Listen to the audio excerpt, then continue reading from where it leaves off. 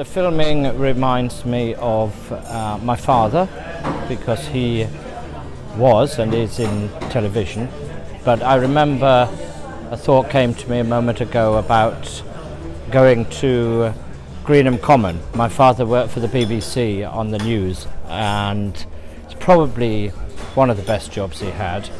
And I was at school. He must have taken me off for a day or something. I'm guessing I was maybe 13, 14 or 15, but I'm not certain.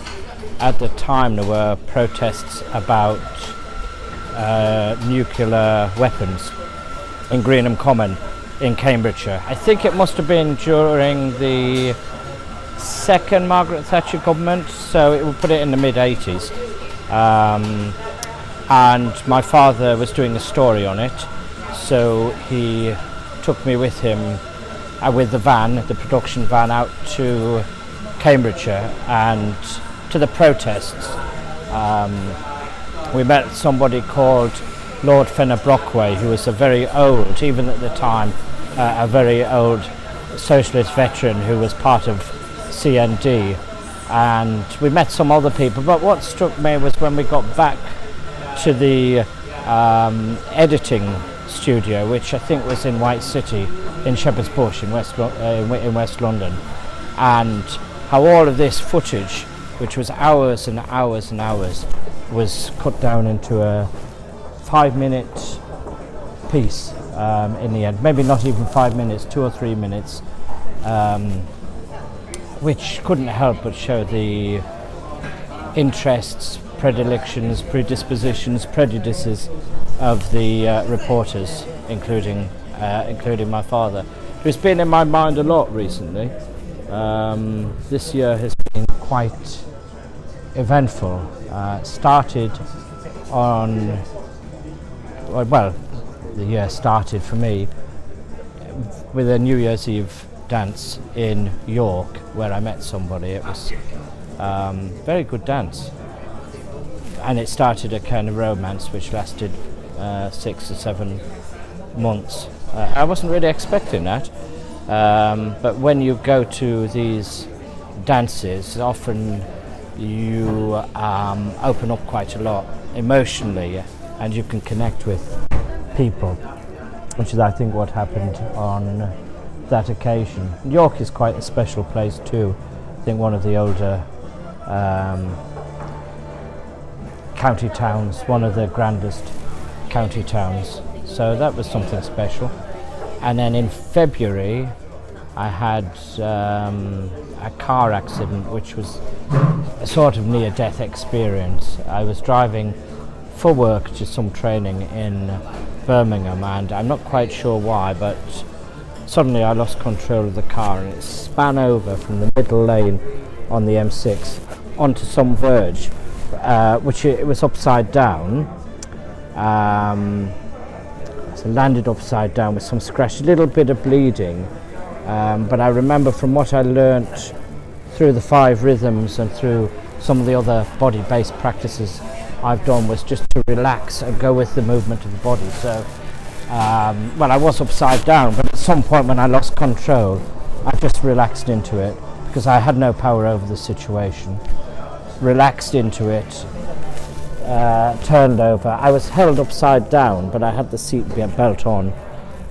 For some reason I unlocked it and fell down, but I was a bit scratched, and then we had ambulance and police and things like that who came, and they were very impressed that I came out of it unscathed, because they said many people had died in similar circumstances, but I attribute that to a lot of these body-based practices I do, which teach surrender and also relaxing the body, which I was able to do in that moment. I was fully conscious of the movement and what was happening, and ending up with trees and all this kind of thing. Can you tell us a bit more about this dance?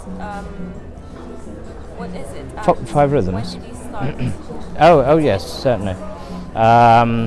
So I think when I was a teenager I had some dancing. I was quite drawn to it, but I at some point I shut it down, stopped it, and so that was kind of contained until maybe my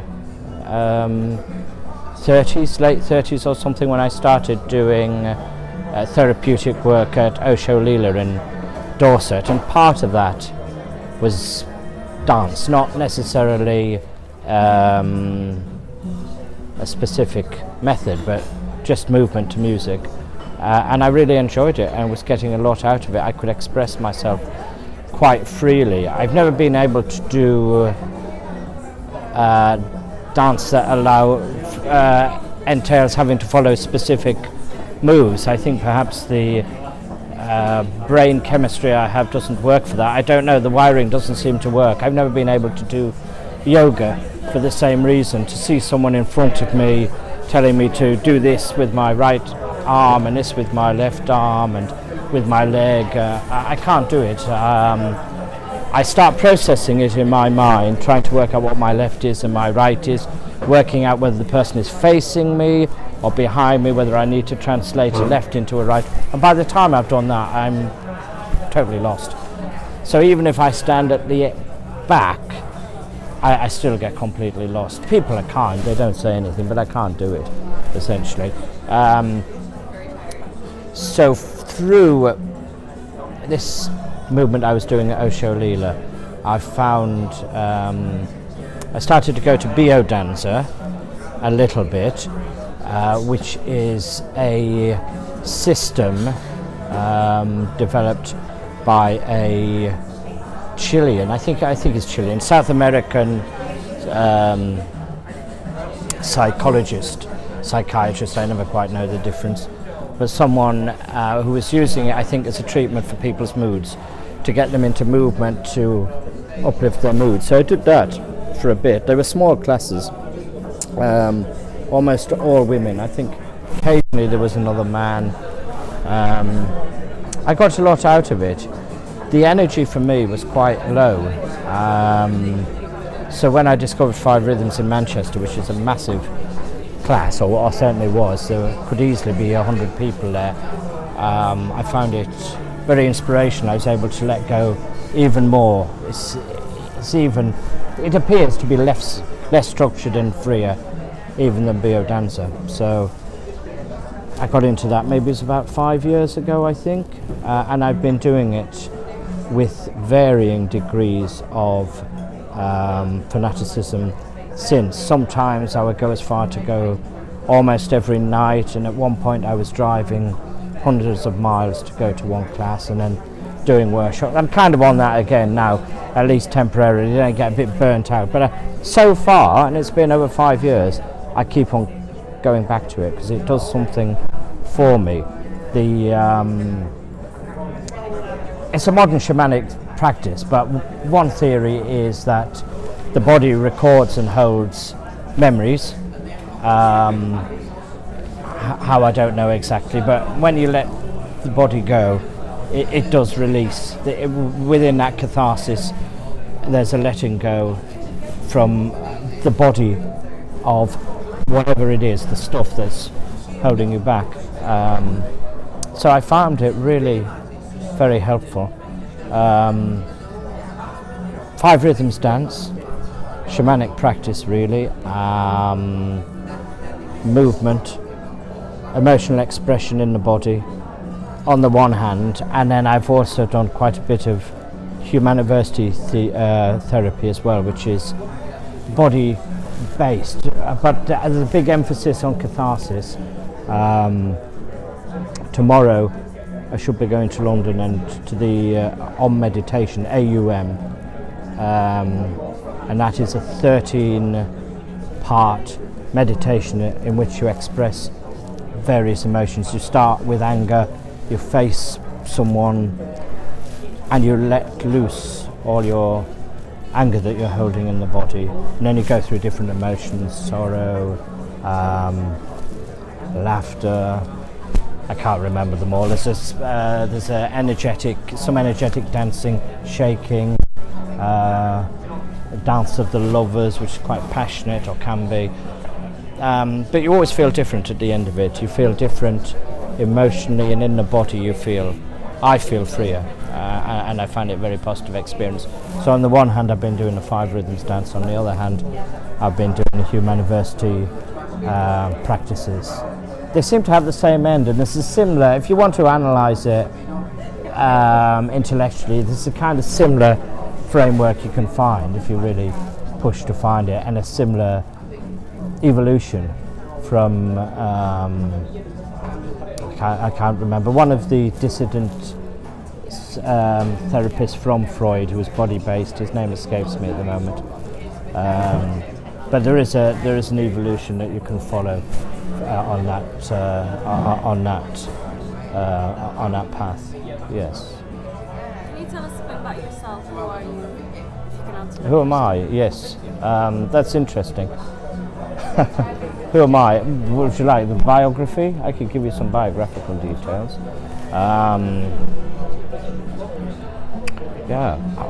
I feel that I've within this lifetime there is different aspects. If you were to believe or entertain a belief for a moment in past lives or reincarnation, I find a certain hints or elements or themes in my life at different stages in my development,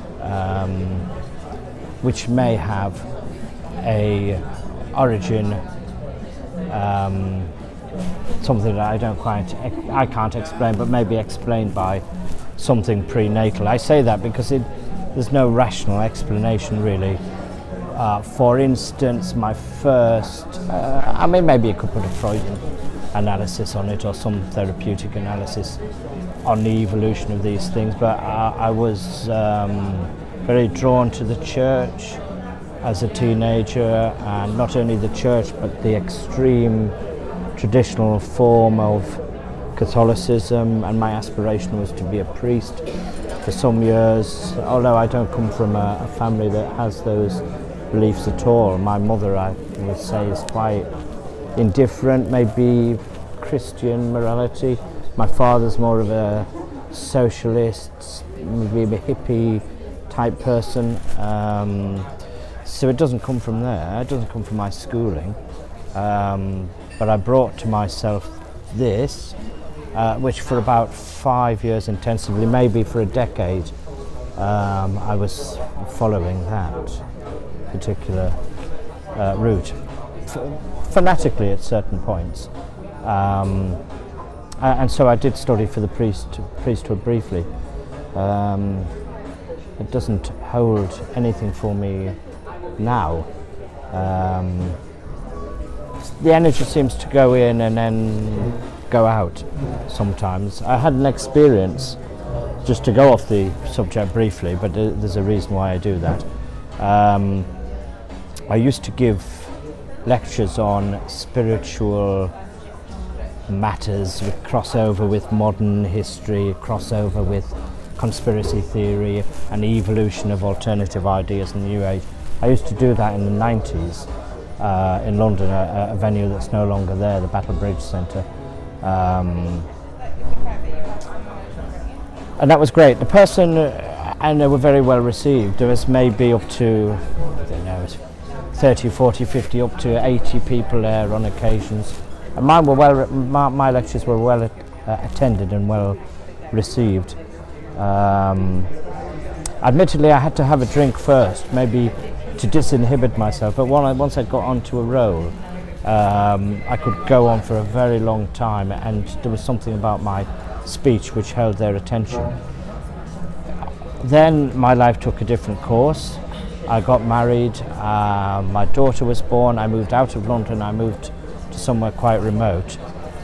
But I was invited back by one of my former associates who used to run the lectures, and I gave a lecture.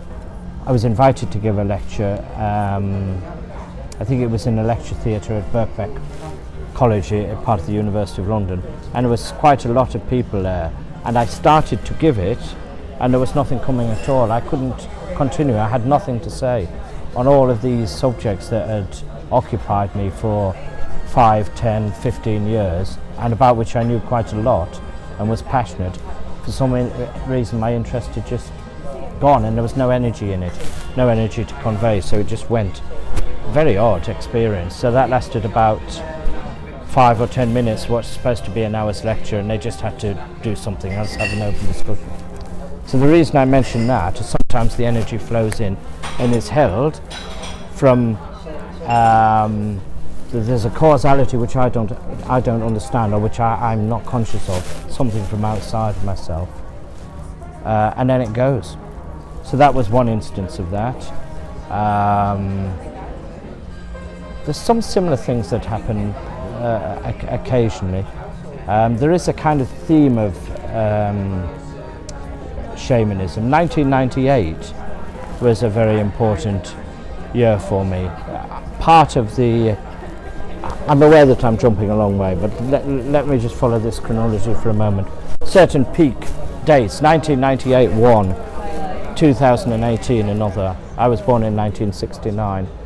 I don't know, was 19, I don't know the 8 functions particularly in there, but 1998 and 2018, both important years. So I had met a woman who I essentially fell in love with. Her name begins with B, although I've completely lost touch with her, which is sad for me. And this had gone on from, I idealised her and wanted to be with her for several years. And I used to give lectures at this place in King's Cross, and she used to come, and I'd see her at different events. And eventually we got together, very briefly. And then when we came together, there was a great roller coaster of events that kind of blew my mind a bit. I mean, she was on the borders of psychic or spiritually evolved, or having some kind of psychosis. It was on that kind of borderline of madness and inspiration. It's a very powerful experience, and it culminated in I had a flat at the time in Deptford in a tower block on the 11th floor, and it culminated in me having 2 South American shamans staying in my flat, and I was living with her in Balham. It's very odd, but this shamanism was playing on my mind, and they did some practices with me, these South American shamans. I'm sure what it involved, but they seemed to kind of suck something out of me. I don't know what it was. Have you seen them, what they do, these shamans? I don't, maybe it's a unique shamanic practice, I don't know, but it involved them doing a ritual on me, and then they kind of sucked what I assume is some kind of psychic poison, as they see it, out of me. It was very strange. Out of my neck, I think, or my face, as I recall, but I don't fully remember it. Anyway, you can see it was getting a bit too much for me to cope with all of this stuff, so I reacted against it. I had to pull out for my own sanity. So I left that situation, and then I kind of embraced Islam after that, and then I was very happy in that situation for a time, and then ultimately that spent itself, although I did have an association with a Sufi movement and Martin Lings briefly. Martin Lings was one of the main English Muslims of his generation, but always on the Sufi wing, and quite disapproved of. His biography of Muhammad was banned in Saudi Arabia. Maybe it still is, I don't know, because Martin Lings comes from several teachers who are more minded to integrate from various traditional sources, and were less inclined to take a strict Islamic perspective as espoused in Saudi Arabia and so on. That spent itself in time, but that was quite an interesting thing. So yeah, there seems to be a pattern. There's some kind of crisis, and then it moves me into something which evolves, and then it kind of spends itself, and then the same thing happens again. To revert to the biography, well, it's more thematic than linear, I would say, essentially. So I will go into things which don't follow a strict chronology, but you'll be able, I hope, I'll make some sense, so you can draw some semblance of information out of these thematic developments. So perhaps I will turn to the last 10 years. So then, there you have the Catholicism, Christianity, Orthodoxy, right-wing, nationalist, hyper-rational period. And I mean, and a kind of reaction to that through Islam, but it's similar, different words, but a similar way of making sense of the world and acting by rigid rules and belief in the divine. So that was that. Now, then there comes the therapeutic and ultimately body-based processes which I've gone in for want of a better term.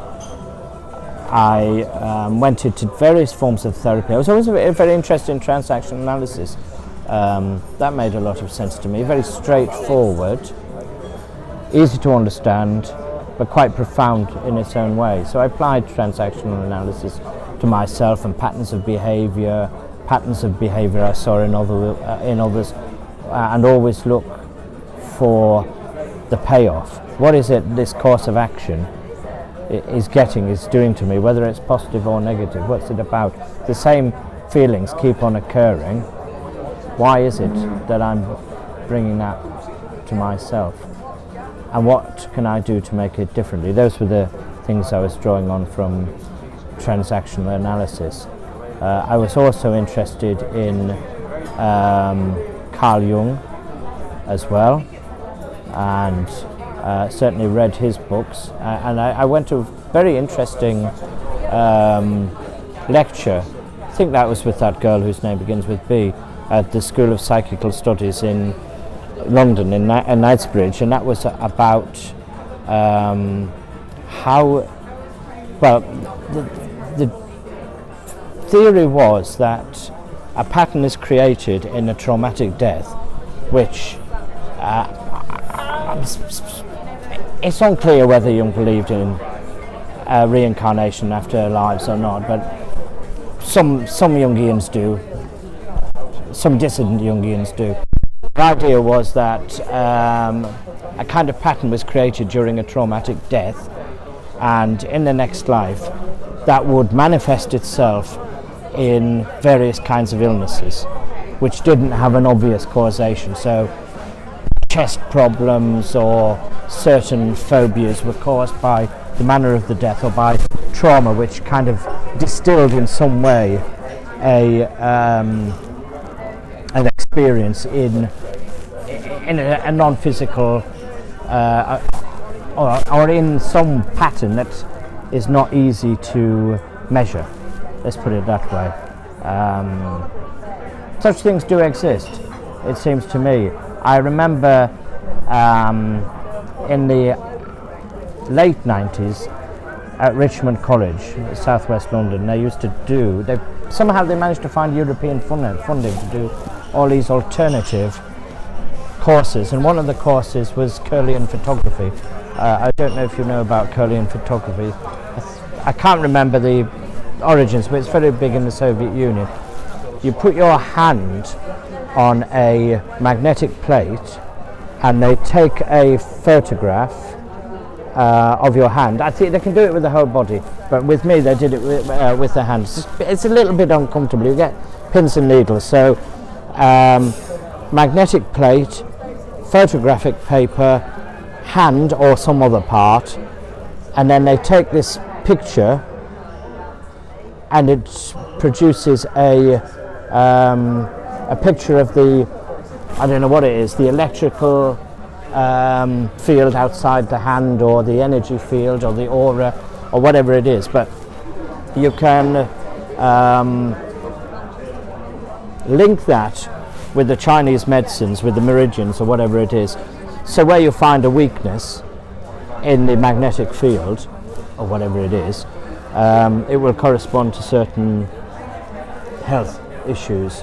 So it's used, I think it was, in Soviet medicine and left field experimentation. They were using it definitely in the 80s for diagnostic purposes. What's happened to it since, I don't know, and I've not really had an interest. But I've seen these things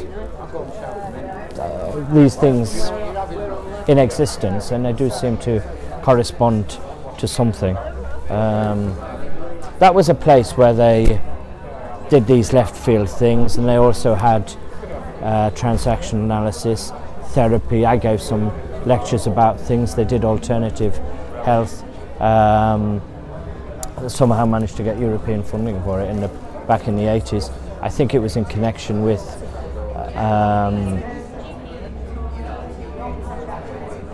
the closure of industrial units connected with either aerospace or the military. So when they were closed down, they could get funding for alternative training or employment. I used to go there with a French friend of mine called Sophie, who also I quite liked. I had a strange relationship with her. Unfortunately, she was a very heavy drinker, but she was also very nice, and she used to go there with me. So that was Richmond College. So to get back to the therapies that I'm involved with now, is really mostly the 5 rhythms, because I find that it works without really me having to engage my mind so much, and somehow it just works when the body moves to the 5 rhythms. Especially I get very strongly into the Catharsis, which is the 3rd rhythm of chaos, when I let my body go quite freely, and there's a lot of energy goes there, and sometimes I integrate a shaking technique to bring more energy into the body. At the end I feel differently. I find that relations, that energies and emotions that have been locked in the body, sometimes for quite a long time, are released in this process as well. So I find it very helpful. I am thinking about doing the teacher training for it. I have a certain ambivalence about that.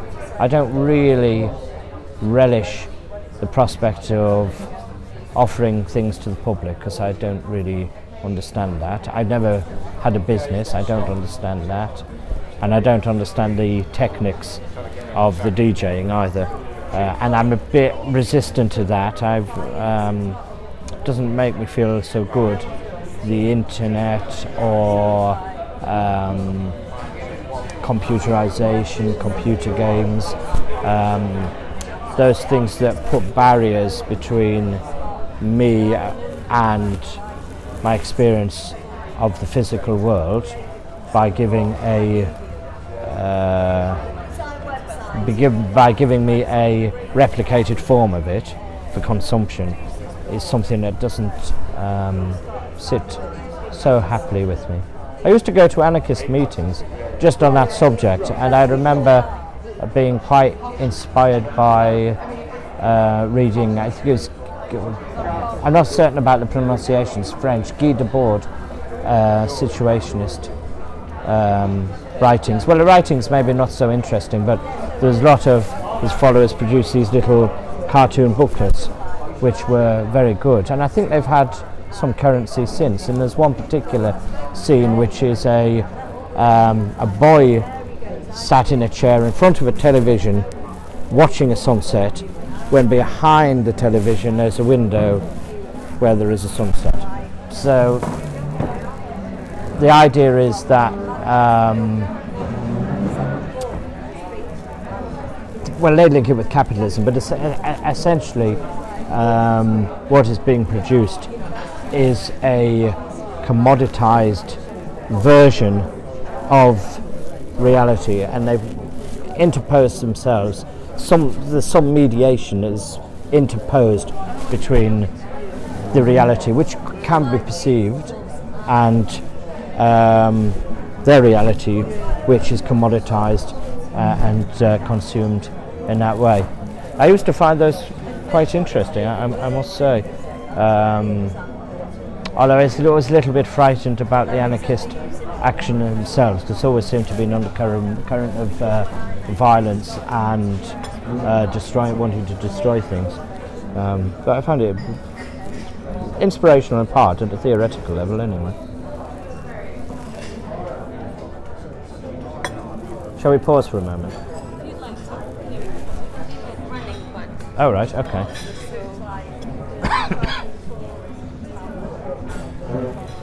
it's really interesting what you're talking about. Is it? Yeah. It's a bit one thing after another. I find it's not. It's like, have you, so Go. you're interested in Carl Jung. I'm really interested in Oh, his yes. work, though I still don't know that much. No. But I'm really interested in his theories on like cognitive functions. So like archetypes. I Oh, don't yes. know much yet, but like I'm really into. Have you heard of MBTI? M- Myers-Briggs personality, which is I think it's all about personality. Oh, right. I think it's something you might be interested in. Oh, that's interesting. Well, I did a workshop very recently, which was a 4 or 5 day workshop. It was in dance, but it was about the archetypes. I didn't read the book, which I should have read before. The book, Personality types. yeah, well, it's based on, just let me remember her name, the lady who originated the 5 rhythms, Gabrielle Roth. So Gabrielle Roth, the history of 5 rhythms coming about is that she was working with the originator of Gestalt therapy, Fritz Perls, in Esalen in America, and I think she was doing massage or something in California at this personal growth center, and she had a background in dance. She started offering dance therapeutically, then she discovered there were 5 rhythms, and then there were various spin-offs from it, but one of them was called this workshop, God, Sex and the Body, but that had explored several archetypes that comes from her work. I think, to be fair, that was something that came towards the end of her life, and it wasn't really fully developed in her time. There was also a little bit of a crossover with drama therapy and acting. And acting, really, I think an actor is truly, although a truly realised person, because if an actor is capable of feeling any emotion that's available and embodying it, really, it's godlike, in my opinion. And that fluency is quite an achievement. It's a realisation, essentially.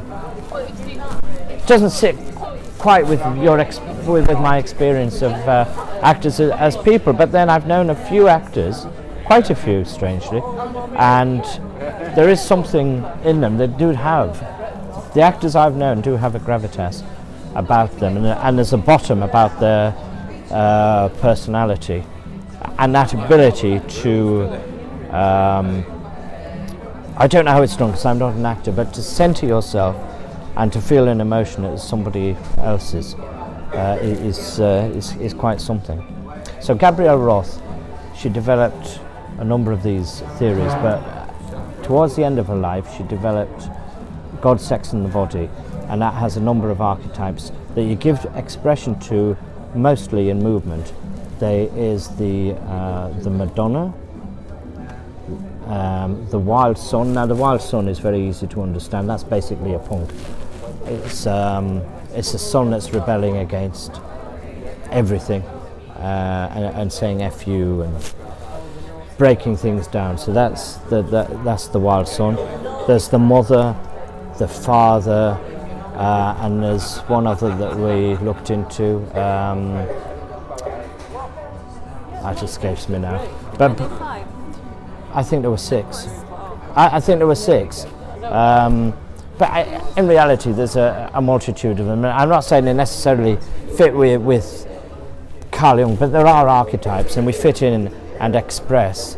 I fit in, and I can express a number of archetypes. Which one from these 6 that you were talking about do you feel represents you the most, if one does? Well, I find the Wild Sun is the most exciting one. I found the Father to be very boring. And I've experienced being a father and its limitations.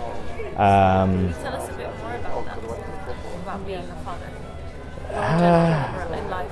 Yeah. Well, I kind of I have a daughter who is now nearly 17. I brought her up from she was 11 until about 15, more or less, on my own, and I found it very difficult. I didn't probably give her the energy or the space that she deserved. She was reacting, which is not uncommon in teenage girls particularly, especially in her circumstance. She was reacting, and I was reacting against the reaction, and it wasn't good. Because essentially I couldn't deal with the situation. It was beyond my scope and beyond the orbit of my experience. So my experience of it was quite negative and limiting. I had my mind on self-development and growth, and yet the reality was feeling I had to be in one place and to do a number of things because it's what I ought to have been doing, and I did them, but I did them without a very good will. So I regret that. In due course, I think it will work out. But yes, the Wild Sun is, in my mind, I associate it with punks, with young people living in cities. Maybe not having jobs or not being tied down, doing what they want, exploring themselves, being free. Essentially, it's an exploration of freedom for me, that archetype. The Mother, we know what that is. It's being selfless, giving yourself for your child, nurturing. You can associate it with nature itself and caring. Yeah, it's great. I don't find it exciting. I have to say, some people gravitate towards that. The Madonna, as I understood it, was kind of religiosity, being slightly above and separate, spiritual, knowing. I wish I could remember the 6th archetype, but the Wild Sun was the one I gravitate to. The other one probably, there's a significance why I can't remember it. Probably I can't resonate with it, or there's some really deep connection that's just made me block it. But Do you feel like you might resemble the Wild Sun in your real life now? Here and now, I think it's coming back. This year marks a change. I enter my 50th year next year, and that, with that life, that near-death experience in February, makes me feel that I want to explore that. I feel, strangely, I feel in my body I'm healthier now. and with more energy than I've ever had before. It's just quite something, really. The only activity I do is walking and dancing. I have done other physical exercise, but I don't really care for it so much. I like walking. It's usually on my own, and I walk maybe 5 or 10 miles when I do, which quite often is I don't know. It can be every day when that's suitable, and I dance as often as I can. And I'll be going, for instance, this Friday I'll be going for a workshop, which will be Friday night, Saturday, all day Saturday, all day Sunday. So I do maybe 12, 18 hours dancing, something like that. So yeah, it feeds me. And my experience is the more you do, the more the energy flows as well. Tomorrow I'd be doing the Om meditation. Generally I would go to a 5 rhythms dance, first about 3 hours dancing, and then the Om meditation, which is 3 hours again. It's very intense, and for instance the Catharsis, with the expression of the anger, I generally get pretty close to losing my voice because it's quite full on for 15 minutes shouting. Now they say you should express the anger from the hara, which as I understand it is down here, and if you express it from the throat you will basically damage it and lose your voice. And I do try to get into that. Even so, the expression causes this. So, yeah, but I feel better at the end of it. Certainly, Catharsis I've found has been very good. I wish I'd done Catharsis years ago. So you're expressing anger. What makes you angry in general? Well, it's usually interpersonal things, feelings of having my freedom curtailed is a trigger. Feeling rejected, not getting what I need or want. Those are the main triggers for me, and they're quite loaded. So I can easily go into them. Usually, because it's an interpersonal expression in the way the Om meditation works. Usually, the London one you maybe get between 10 and 20 people, half men, half women. The action appears to be against that person, but really it's the same as having a mirror, because you're looking at something that's triggering you in yourself. The anger and the trigger sits in you. It doesn't really sit in the other person, but there's something there that is causing this. You don't know yet. Well, I mean, I can speculate about certain experiences in my life have caused me to be angry, and I put it on somebody else, and then I ventilate it in Catharsis, and then it kind of lessens, and a whole load of linking behaviours can lessen. I mean, that woman I told you about in 1998, she's one that for years I used to do this practice with. It's followed by, this Catharsis is followed by a kind of reconciliation and forgiveness, which is important because that does it in. Now, more recently, I realised the importance of that, and I've started practicing the Ho'oponopono, which is you're familiar with this? The Ho'oponopono. Okay, I'll tell you briefly. It's interesting.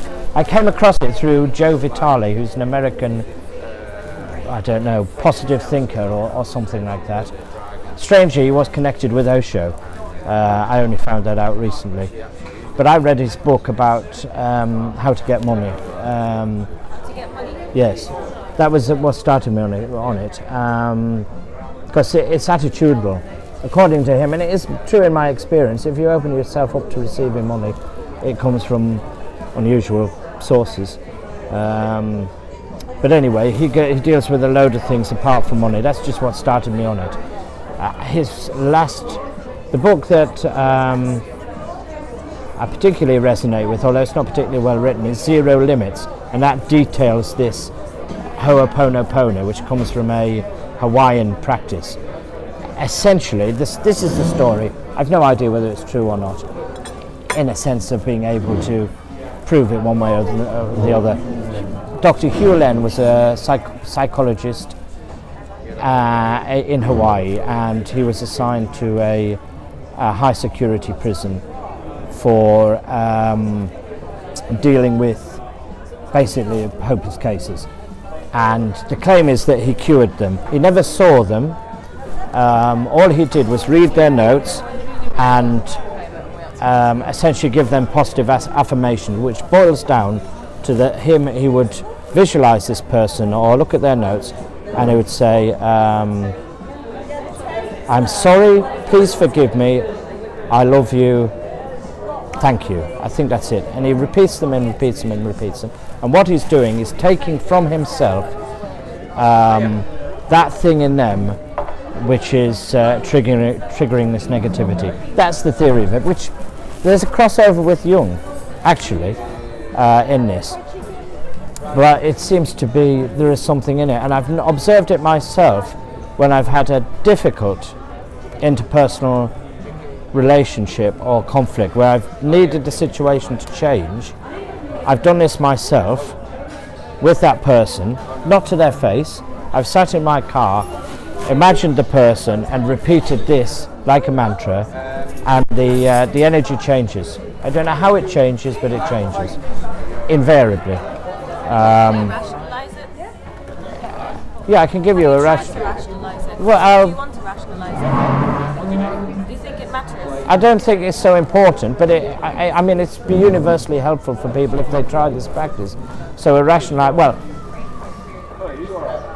the problem is the rationalization is the problem is in me, really. That's why it's doing something to me, and by changing the energy, I'm kind of removing that.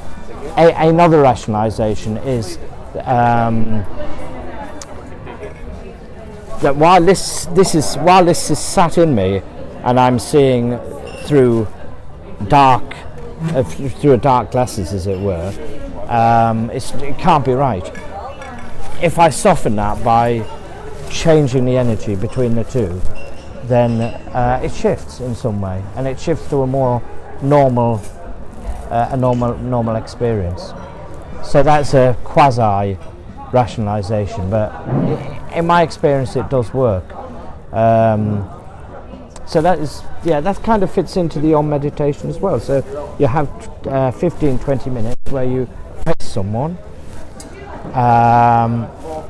generally with me it's a woman, and then I go into I won't ventilate it fully because it's just so full on, but basically, you know, I could kill you, and all the rest of it, and it changes the energy. That is ventilated, it's gone.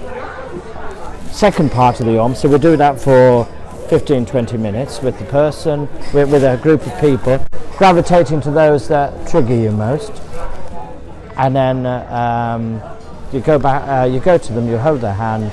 If I hurt you, I'm sorry, then you hug them. And then there's other things, it's a similar energy, so it's the same thing as Ho'oponopono. Well, you're expressing it, but then you're changing the energy, you're dropping it, essentially, because it's held in me. The discomfort, the hatred, the conflict is held in me, really, and I can drop it when I express it. And you thank the person as well. I think that's important. I mean, some people there is no connection, but if something is triggered, it signifies something. If there's an energy, even if it's a negative thing, it's eating away at you in some way. It has a significance, I think. Moving on from anger, what makes you happy generally? What does happiness mean to you? If you want to see them as Happiness, being in nature, I feel happy. When I lose a sense of time, and sometimes of place as well by being in nature, that is a happy situation. Holding someone's hand makes me happy. Humor, laughter, which is another a part of the Om meditation, laughter. Yeah, that makes me happy. That gives me feelings of happiness, of satisfaction, of well-being. Yeah, and when the energy shifts, exertion, dancing when I'm lost in a dance, which is quite often the case. I feel very happy then. Yes. What are you, do you think, most passionate about in life or generally? I would say movement, moving the body, and giving expression. Yeah, they say 3 things in Humanity. I hope I can remember them. Move, make a sound. That's the 3rd one I can't remember right now, but those are quite important. What were you like growing up, maybe before your biography started? Oh, right. Well, quite a loner, I think, but my family moved around a lot for my father's job, so I didn't really put down so many roots. Introspective. I think I've always had passions, things that take my interest quite intensively for a period of time, and then it goes. So I was, there's maybe a hint of fanaticism about these passing interests. That's a characteristic. I was a very good orator in my youth. I could have developed that. I still can if I put my mind to it. I gave. They had a debating society at school, and people used to come just to hear me speak. I mean, a lot of people, to the extent I think they had to stop it because it was just people coming to hear me speak. So I was very powerful. Was there anything inspired? To speak about? Well, it's usually politics or something that I didn't like, something I was passionate about or could speak about. Yeah, that was a powerful thing. That was it. I used to like smoking. That was a preoccupation as a teenager, but I've not done it recently.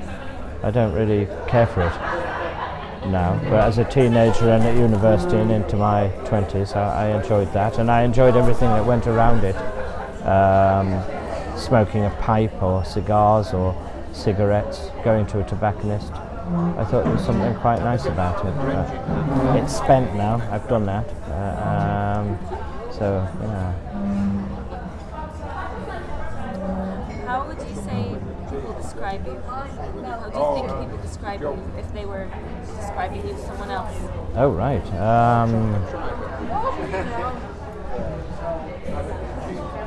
Quite intense. Quiet, normally, would be the explanation. Yeah. Intellectual, maybe? I don't know. Those would be perhaps a few of the words. Yeah. Would you describe yourself in the same words? Or do you see yourself differently than you think people see you? Yeah, I need to get more feedback, really. I'm not entirely clear. I feel myself as being more extroverted than people perceive me as being. That's my perception of things. I don't know. What's your biggest struggle? My biggest struggle? My biggest struggle is to find out what I should do in life. That is a real struggle. I'm quite lost. This teaching 5 rhythms, if that may be something that is my salvation. So far, I haven't really found my vocation. I don't quite know what it is yet. There's no hurry. So you can't answer the question, where do you see yourself in 10 years? Can you answer it? No, not essentially. I mean, I can give some themes. I think I would like to be doing something that utilises my skills, maybe communicating, and maybe assisting, facilitating 5 rhythms of some other body-based practice that I found helpful. Or perhaps another passion will come into my life and this would be dropped. I don't know, because it's been a long-term thing, really. Well, is this 5 rhythm period? Is it one of the longest ones that you've had? Because you said Yeah, I feel it is. I mean, I'm getting older, but and sometimes I go off it. It is like a relationship. I mean, I'm with it for a while, and then I get a bit fed up of it and start finding faults, and then I come back to it, and once I'm in it, I'm quite happy being in it.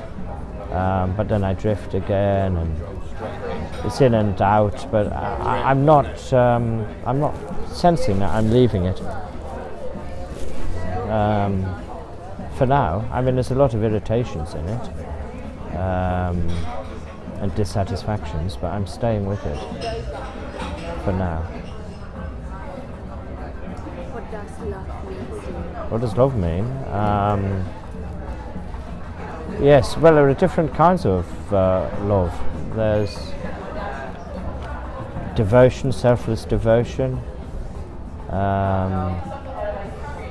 There's a karmic connection, a link with somebody, which doesn't necessarily result in a physical connection sometimes, regrettably. And sometimes those things would seem to have to be resolved outside of this space, it seems to me.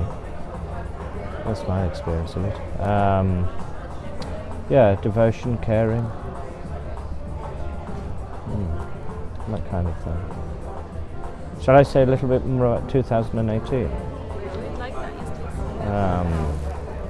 please. So yes, it started with these experiences in February, and well, it started with this experience at the dance in New Year's Eve, and it will close with a dance in New Year's Eve at the same place. There was the near-death experience in February, and in midsummer there was I found a deep connection with someone that wasn't reciprocated, realised, but it was a heart-opening experience for me that led me to be able to experience compassion at quite a deep level for me by going through somebody else's suffering with them, which I hadn't really wanted to do, but I did for a period of time till it became a cause of resentment to me, and then it had to be dropped. But there's something about it, that connection, that was unresolved. And now I'm looking to the close of the year when things in nature are closing down. We've had 6 more weeks, I think, of darkness, and then the days get longer, and then New Year's Eve in a few weeks' time I'll be back at the same dance where it started this year, and I will put out intentions as I did last year for connection, which was realised, for heart-opening connection, which was realised. So I think I will follow probably similar intentions, but I want maybe to find something about myself that will carry me forward in terms of a vocation, more purpose, more connection, more stability. Yeah, I live on my own in quite a small place, and it's a very beautiful place, very settled and quite wealthy, but it doesn't offer me what I need in terms of connection and things to do. So that's something I'd like to do, maybe move to a city or something like that, where there's more that is nourishing to me. So I formulate these intentions in the next few weeks, and hopefully take them to that dance, which will carry me through 2019. That's my hope. What's your superpower? My superpower. I get a sense of I have certain psychic ability. I get a sense of what is happening with somebody. It may be mentalism rather than anything psychic. But I work with it. Because I work with people and I'm quite observant. I get that's a rationalisation. I have a sense of what is happening, and I have a sense sometimes as to what is going to happen as well, which is good and bad. I'm not sure it's so helpful sometimes. How is it good and how is it bad? Well, if you get a sense that something negative is going to happen, the question is, do you intervene or not? If you do intervene, really, it's an imposition and it's a curtailment of somebody else's freedom. Or do you just let it carry on, knowing that there's maybe something you could do? Actually, you have no way of doing anything other than that, because if it is meant to happen, it will happen. But that presentiment, or whatever it's called, that sense of something that is going to happen, it is present sometimes. So I find it is. Perhaps it is with other people, I don't know, but I get a sense of it more and more. How does it manifest itself? It manifests itself in a kind of feeling. It manifests it in a feeling that something will happen, something is going to happen. Excuse me. Or about somebody's character. I get a sense sometimes about that. I can sometimes read how people are, but whether it's I don't know. I can't really say what it is. I only have my own experience. I don't know whether it's learned. I don't know whether it is through observation, whether it's through reading, or whether it is some kind of psychic ability. I don't know, but I get a sense.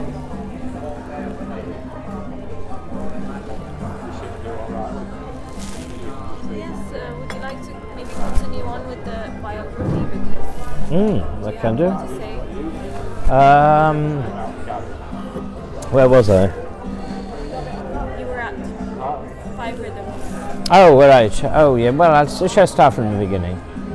Like? I've very little recollection of my childhood. I remember one instance where I remember being on a farm, which was my grandmother's, well, my grandparents on my mother's side, and I remember cutting the whiskers off a cat, and I don't know, something must have happened. I suspect they weren't very happy. I remember I was in front of a coal fire. So that's one incident I remember. I think I remember having a lamb as well, or feeding a lamb when I was on the farm.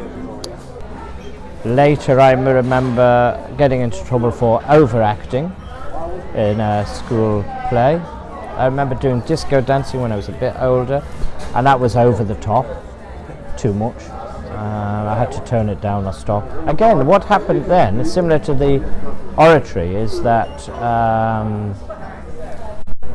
other people, well, what I saw was that other people were not happy that I was taking so much attention.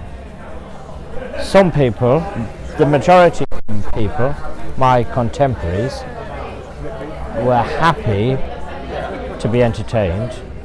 Those in charge didn't like it because they thought it was a bit odd, which maybe it was. What kind of entertainment do you think it was for them? That's a very good question. I imagine they found it was amusing, or something they wanted to see. It wasn't, it was negative in any way. I mean, I do have that in me, an element of entertainment, although it's maybe quite repressed. I have thought about doing that.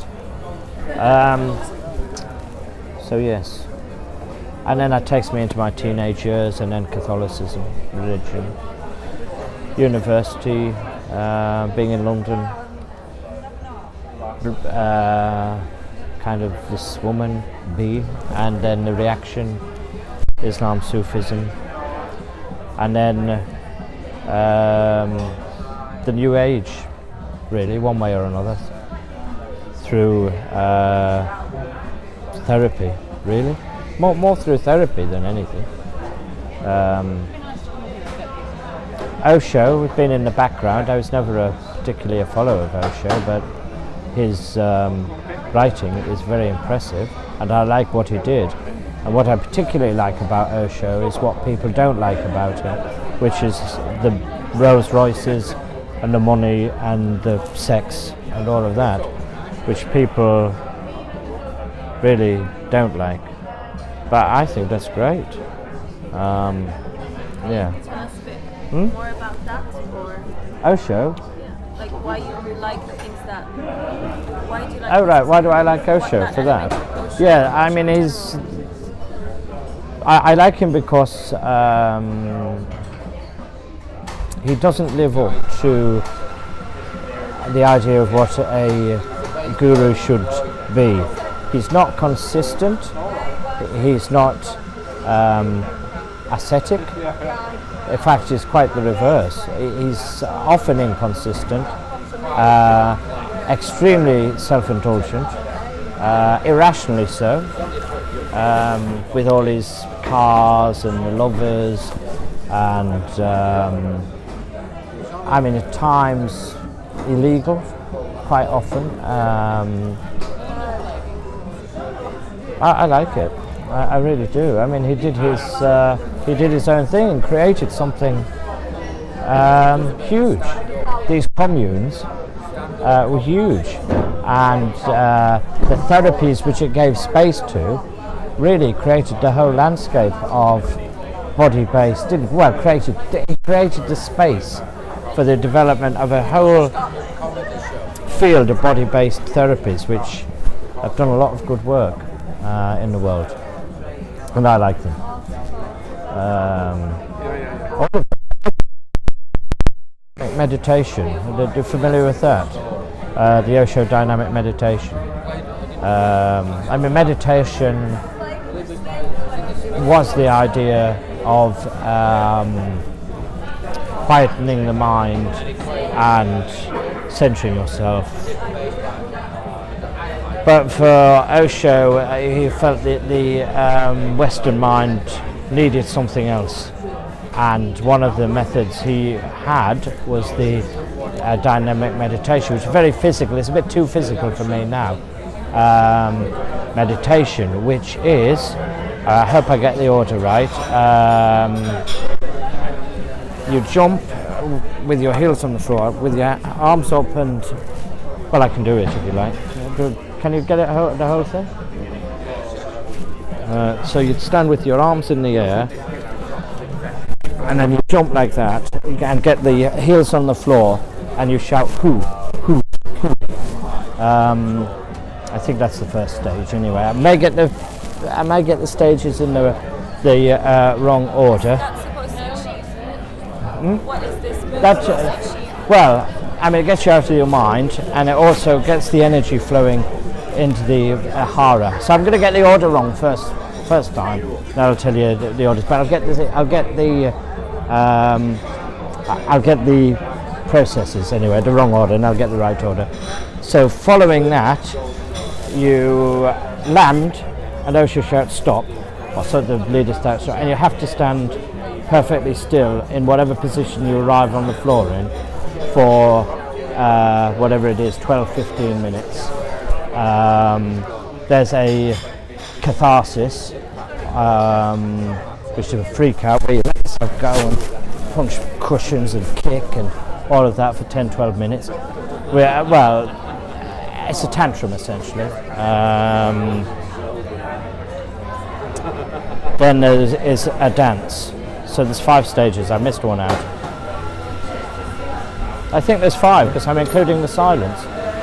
It's okay. We can provide a link for. Oh right, okay. Well, I mean it's available. It's available in fairly widely. But you're in a different state at the end of it. You're observing yourself. Right, I've got it now. It's come back to me. So the first stage is chaotic breathing through the nose. for whatever it is. The whole thing takes an hour, so I think it's 12 minutes, slightly varied.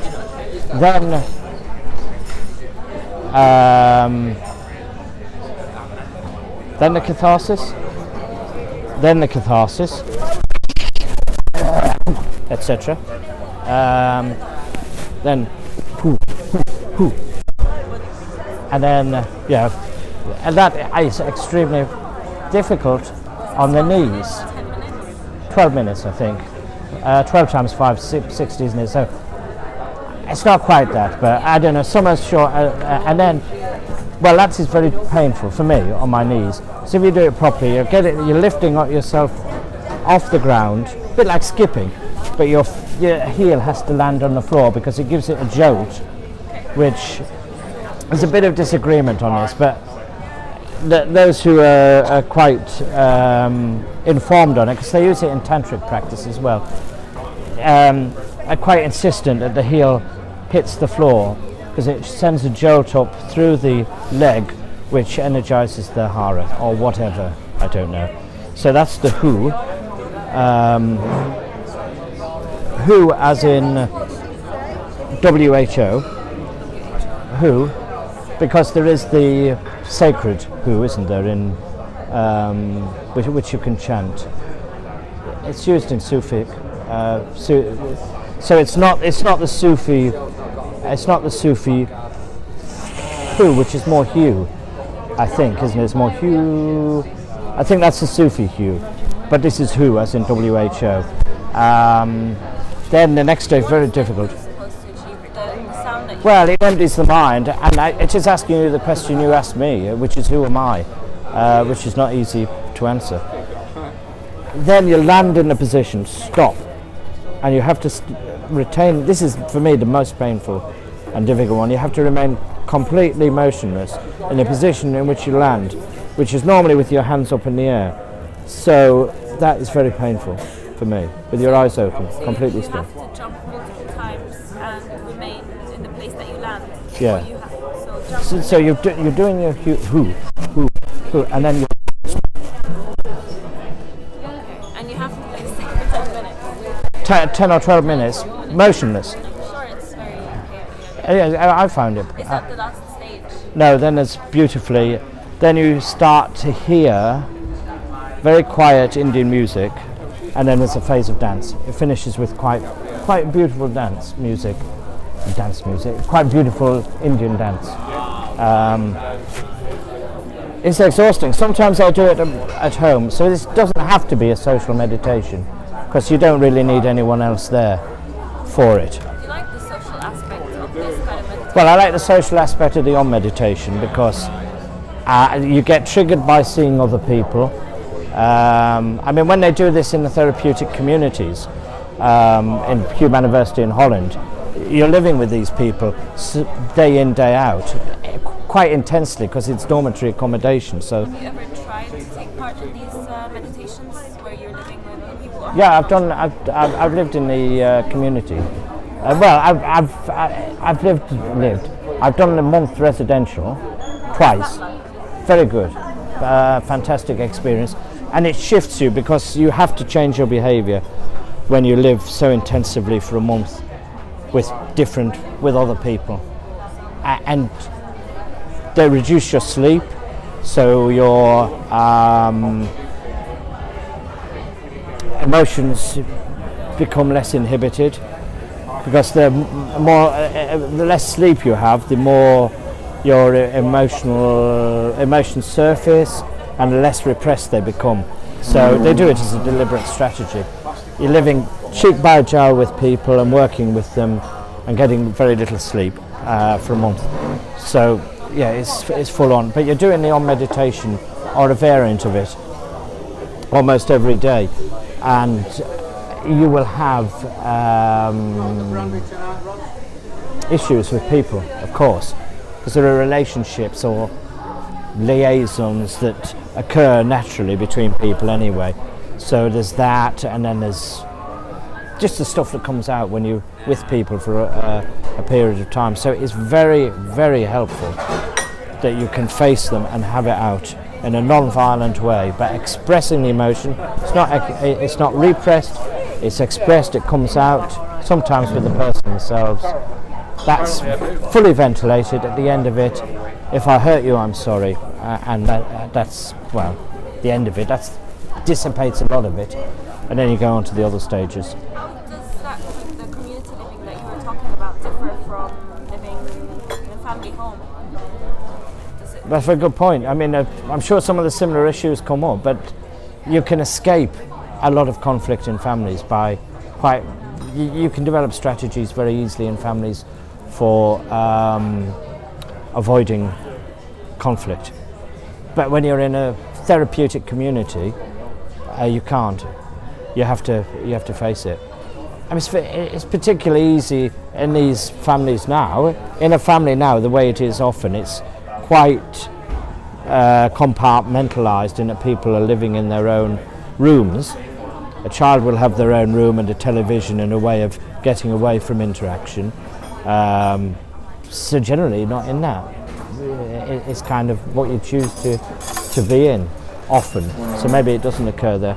It's interesting you mentioned community living because actually when I was studying for the priesthood it was in a community and these things came up, but there was no, there weren't these. I think some communities, advanced communities in the 70s started introducing things like this, but anyway, it wasn't their raison d'etre. But the Hume University marries two things. It marries what came from the Osho communes, particularly Pune, in India, Pune 1 I would say, and drug addiction therapeutic communities to produce a kind of full-on therapeutic environment. The person who founded the Hume University was a former heroin addict who went through a lot of the early therapeutic communities in America and founded a therapeutic community in London. Now at the time they were very confrontational, so they lived together and they would confront each other with what their addictions were about. There's a documentary I've seen from the 50s or 60s I think, where they cut their hair off and they have to wear placards saying what their problem was, you know, drug addict, or it was really confronting, but it worked. I assume it worked anyway, it's why they carried on doing it. But being together with no escape in the therapeutic community brought about a lot of these conflicts. They were exposed, ventilated, looked at, integrated, and that was part of what Hume University has done from that, plus what Osho kind of brought from the Eastern spirituality as well, and some of the body-based therapies. So it's a kind of concoction of a number of things. But the genius of it is to bring the therapy that worked for drug and alcohol addicts, in fact for any addict really, and just open it up to other people who want to change. Because the same, if it works for a heroin addict, an alcoholic, a sex addict, a gambler, it will work for somebody who cannot achieve functional relationships. It's the same underlying issues that are being addressed. So that technique generally has worked. It's very exposing, it's very painful. It seems to work. Yeah. So they do this process in Hume University. It's one of the processes they do, and it can be done elsewhere. The catharsis is very important. This is the one thing that's missing in the West. Catharsis is not. It's not there, or it's there in a hidden way. You were at the Five Rhythms. You saw in the chaos that people are letting go and there's shouting and screaming. Not full on, because they haven't got real permission. It's still held as a Five Rhythms dance, but that energy is there that needs to escape. Because if it doesn't, it gets repressed, and then it gets triggered by something happening, and then there's a big blow up that's not related to what's happened. And that's what a lot of problems are about. The catharsis is quite essential, in my opinion, and it's missing in the West. Although people have their own catharsis. Football violence is one that comes to mind, or sometimes these fighting that goes on. It's a catharsis more than anything. So people find their own ways of doing it, shouting and screaming. There's some violence, but it's all a bit messy. When that experience sits within many people and can be expressed in a safe way, when a space is created and people are shown how to do it in a healthy way, it's very good. I'm told they have these places in Saudi Arabia, deep in basements. They have soundproofed rooms where people basically scream, which makes sense, because the more repressed a society is, the more the need for catharsis is going to be, I would say. What draws you, do you think, to these spiritual practices? Because you've talked about a lot of different spiritual practices. What do you think draws you to them? Oh, I don't know, something innate. It's something I was born with, I think. It's not something that comes from my... I'm not seeing it as something that comes from my parenting. I mean, my father, I think, speculated about the world, and my mother, as I characterise her, has a kind of Christian ethic, but I don't think it really comes from there, or anything I can put my finger on. I think it's what I'm here to do, and it's why there are these discrete episodes, is to work out, to use those energies that are there and to give expression to them in this lifetime. Where it's leading, I don't quite know. I'm not so sure I would characterise the catharsis and the human anniversary as being spiritual necessarily. I mean, it's different from the mainstream, but I suspect that primal societies had something akin to these practices. Certainly there was a lot of dance. That seems evident in almost every primal society, and I suspect there's catharsis as well in some way, although the need for catharsis is now probably greater, if I can speculate, because there's just so much confrontation, just the proximity of people. That's my perception. If you could change one thing in the world, what would you like to change?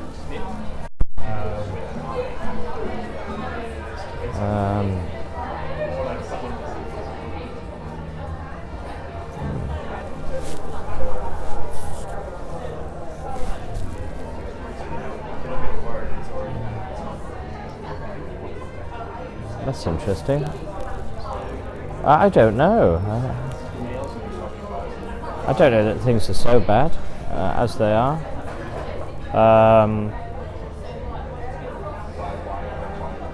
I think a citizen's income would be very good, or some way of reducing the tyranny of income and work, so that people are freer to explore what they have to explore. So I think it would be something maybe around that, the economics, which I don't think it has to be a massive thing given the technology now. I think it could be more easily achieved now than perhaps ever before. So something around there, to free people up to explore what they want to explore, need to explore for themselves. What would you change about yourself if you could change?